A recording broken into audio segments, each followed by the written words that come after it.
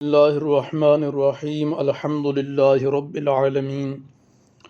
والصلاة والسلام علی سید الانبیاء والمرسلین حضرت ام المومنین اما عائشہ صدیقہ رضی اللہ تعالی عنہا بیان فرماتی ہیں کہ رسول اللہ صلی اللہ تعالی علیہ وآلہ وسلم رات میں ایک چٹائی کا گھیرا بنا لیتے تھے اور اس گھیرے میں نماز پڑھتے تھے اور پھر اسی چٹائی کو دن میں بچھاتے تھے اور اس پر بیٹھتے تھے۔ پھر لوگ رات کی نماز کے وقت نبی کریم صلی اللہ علیہ وآلہ وسلم کے پاس جمع ہونے لگے۔ نبی کریم صلی اللہ تعالیٰ علیہ وآلہ وسلم کی نماز کی اقتداء کرنے لگے۔ جب مجمع زیادہ بڑھ گیا تو نبی رحمت علیہ الصلاۃ والسلام متوجہ ہوئے اور ارشاد فرمایا کہ لوگو عمل اتنے ہی کیا کرو جتنی کہ تم میں طاقت ہو، کیونکہ اللہ تعالیٰ اجر دینے سے نہیں تھکتا مگر تم عمل سے تھک جاتے ہو، اور اللہ کی بارگاہ میں سب سے زیادہ پسندیدہ وہ عمل ہے جسے پابندی سے ہمیشہ کیا جائے، خواہ وہ کم ہی ہو۔ اس حدیث پاک کو امام بخاری رحمۃ اللہ تعالی علیہ کتاب اللباس کے اندر لے کر کے آئے، اور یاد رکھیں کہ لباس میں اوڑھنا، بچھونا، پہننا یہ سب کچھ شامل ہے، سر سے لے کر کے پیروں تک اور پیروں سے لے کر کے سر تک، اور سونے سے جاگنے تک اور جاگنے سے پھر سونے تک جو چیزیں ہم استعمال کرتے ہیں اس میں پاؤں کا جوتا بھی ہے، سر کی ٹوپی بھی ہے، ہاتھ کی مندری وغیرہ بھی ہے، کپڑے، لباس، اور اسی طرح بستر بچھونا، یہ ساری چیزیں لباس کے اندر شامل ہیں۔ تو یہاں امام بخاری رحمۃ اللہ تعالی علیہ اس حدیث پاک کو اس لیے لے کر کے آئے کہ اللہ کے نبی علیہ الصلوۃ والسلام کے پاس ایک چٹائی ایسی تھی کہ آپ ماہ رمضان کی راتوں میں اسے ہی اس چٹائی کو کھڑا کر کے اپنے گرد گھیرا بنا لیتے اور اس کے اندر نماز پڑھتے، اور یہیں سے ہم سنت لیتے ہیں خصوصیت کے ساتھ ماہ رمضان میں اعتکاف کے دنوں میں کہ ہر معتکف شخص اپنا مسجد کے اندر ایک الگ حجرہ بنا لیتا ہے اور پھر اسی میں وہ اپنے معاملات کرتا ہے۔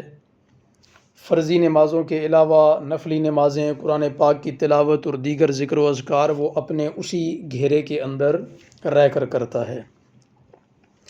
پھر اللہ کے نبی علیہ الصلوۃ والسلام اسی چٹائی کو حضرت ام المومنین اما عائشہ صدیقہ رضی اللہ تعالیٰ عنہ فرماتی ہیں کہ دن کو اسی کو بچھا لیتے اور اسی پر آپ آرام فرما ہوتے۔ رسول اللہ صلی اللہ تعالیٰ علیہ وآلہ وسلم کی انتہائی سادگی اور کمال درجے کی سادگی اللہ کے نبی علیہ الصلوۃ والسلام کی، اور آج ہمارے گھروں میں بیڈ روم الگ ہیں، ڈائننگ روم الگ ہیں، اور گیسٹ روم الگ ہیں،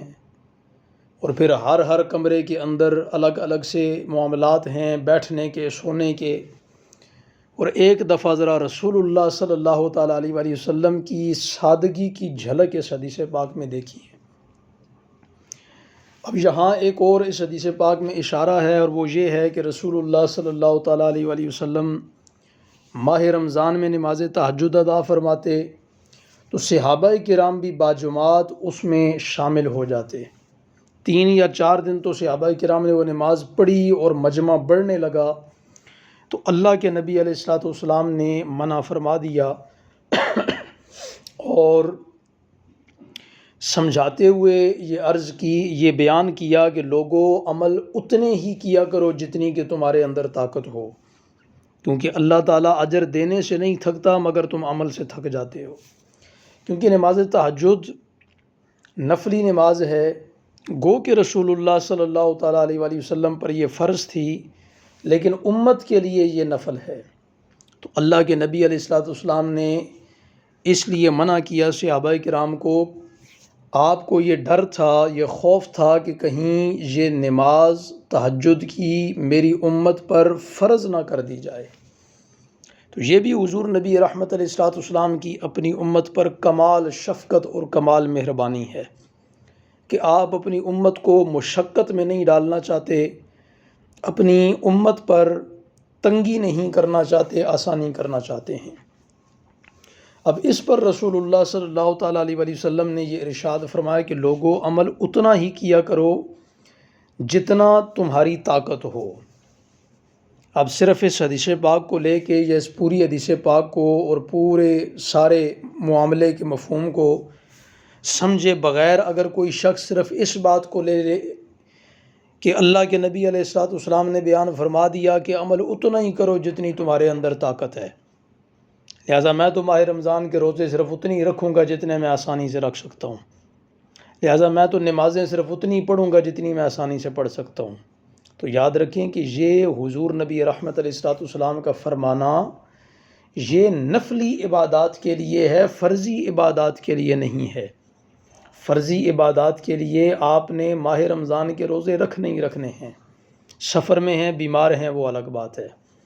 اسی طرح نماز آپ نے ادا کرنی ہی کرنی ہے، چاہے آپ سفر میں ہیں یا چاہے آپ مقیم ہیں، تو فرضی نماز کی معافی نہیں ہے۔ اسی طرح فرضی روزوں کی بھی معافی نہیں ہے۔ ہاں اگر آپ نے بیماری کی وجہ سے چھوڑے ہیں تو پھر قضا ان کی آپ پر لازم ہوگی، آپ نے ان کو قضا کرنا ہوگا۔ تو اللہ رب العزت ہمیں سمجھنے کی توفیق عطا فرمائے۔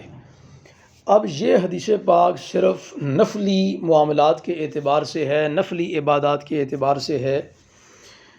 کہ اگر ایک شخص اپنے اوپر لازم کر لیتا ہے کہ میں روزانہ 100 نفل پڑھوں گا،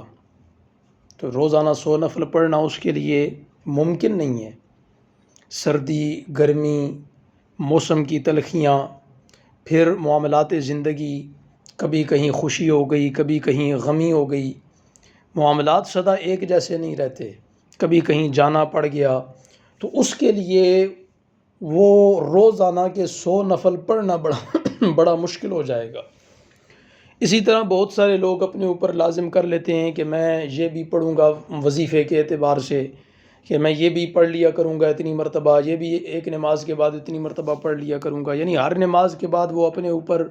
لازم کر لیتے ہیں کہ میں 100 مرتبہ یہ کلمات پڑھوں گا۔ اب وہ بھی اس کے لیے لازم نہیں، کبھی کوئی ایسا کام بھی آ سکتا ہے کہ صرف فرض نماز پڑھی اور فرض نماز پڑھنے کے بعد فوراً اس کام میں مشغول ہو گئے، اب اس کے لیے اس پر کاربند رہنا یہ مشکل ہو جائے گا۔ تو نفلی اعتبار سے عمل کرنا یہ بھی باعث ثواب ہے اور باعث رضائے ربی اور رضائے مصطفی صلی اللہ تعالیٰ علیہ وآلہ وسلم ہے، جیسا کہ اللہ کے نبی علیہ الصلوۃ والسلام سے ایک حدیث قدسی ہے کہ اللہ رب العزت ارشاد فرماتا ہے کہ بندہ نوافل کے ذریعے میرا قرب حاصل کرتا ہے۔ تو اگر آپ فرضی عبادات کے ساتھ ساتھ نفلی عبادات کا اہتمام کرتے ہیں تو آپ کو اللہ رب العزت کا قرب حاصل ہوتا ہے، لیکن اب اس کے بھی اندر بھی بتا دیا گیا کہ نفلی عمل اتنا ہی کرو جتنی تمہارے اندر طاقت ہے، کیونکہ اللہ رب العزت اجر دیتے ہوئے نہیں تھکے گا، تم عمل کرتے ہوئے تھک جاؤ گے۔ اور پھر یہ بھی بتا دیا کہ پھر عمل ایسا اللہ رب العزت کو پسند ہے نفلی اعمال میں سے کہ جو باقاعدگی کے ساتھ ہو، جو ہمیشگی کے ساتھ ہو، جس کے اندر ہمیشگی پائی جا رہی ہو، جس کے اندر استقامت پائی جا رہی ہو۔